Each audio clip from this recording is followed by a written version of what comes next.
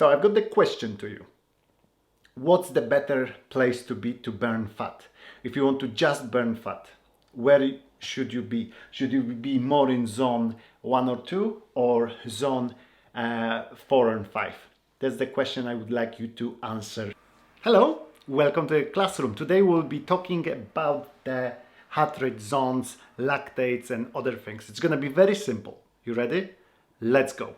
Let's start from a very beginning. There's only two ways you can fuel your body and fuel your muscles. You've got fat, which is there, and you've got sugar, which is there. So you've got fat and sugar, and obviously there's something like a mix, so something in between.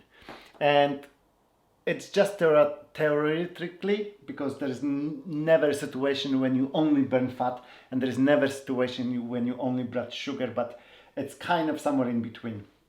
In the low intensities, which is when the heart rate is low, and the low intensities, we're talking about zone 1, we call this recovery zone, and zone 2, this is I call this long zone, and the zone 1 is between 50 to 60 of percentage of your heart rate max, and then zone 2 is between 60 and 70.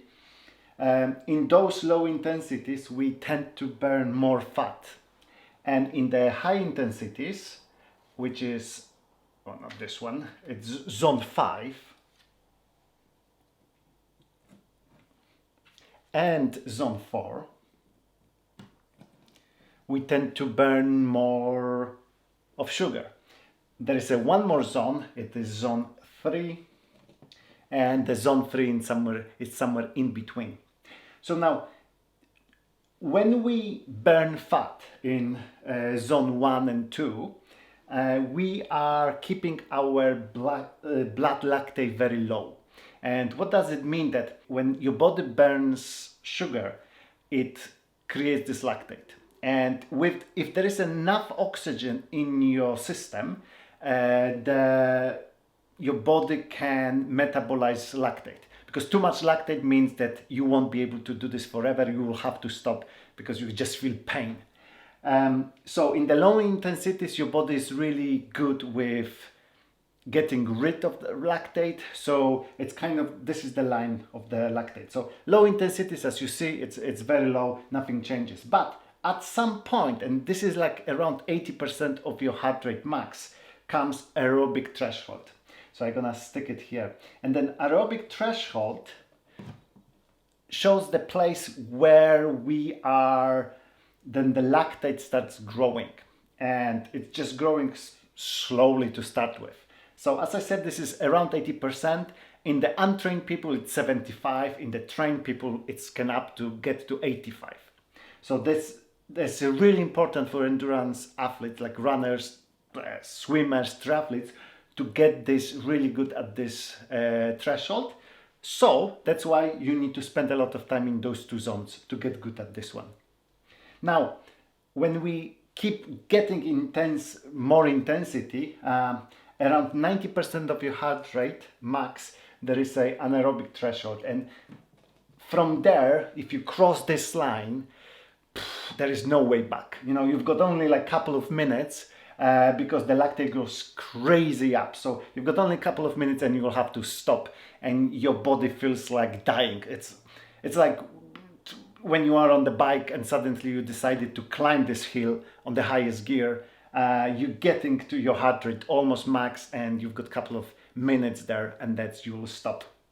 And that's basically it. So about the zones, I know it looks a little bit complicated, but it's really not. What you need to remember is the most important thing is aerobic threshold. You want to get it as far forward as possible, and by spending a lot of time in zone 1 and 2 will help you with this. And then you like to get this anaerobic threshold as far as possible as well. So you're trying to spend a lot of time in zones 4 and 5. That's where you train this, mostly zone 4. So the idea of polarized training is that you spend a lot of time here, 80%, and 20% here, and you're kind of trying not to be too much in the tempo. There is a place for those, but for someone who's just starting, that's the most important thing. And if you keep the intensity low you will be able to exercise for longer, and hence you will burn more fat and you will burn more calories and you're gonna get fitter. And you shouldn't feel very tired after even a couple of hours spent here.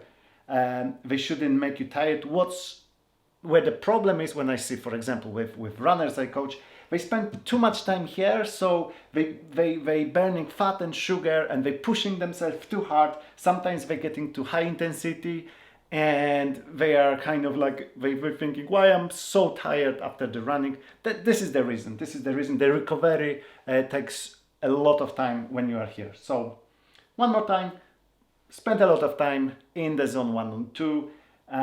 Sometimes get to zone 4 and 5 and enjoy.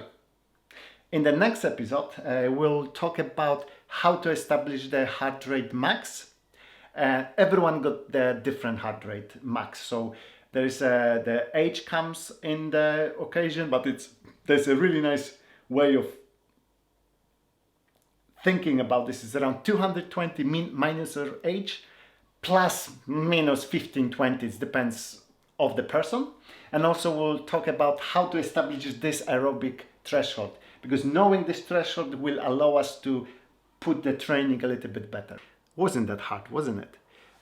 If you got any questions, let me know. I'm happy to answer them. So what you think? Easy, isn't it? It's not that complicated. Everyone can understand it.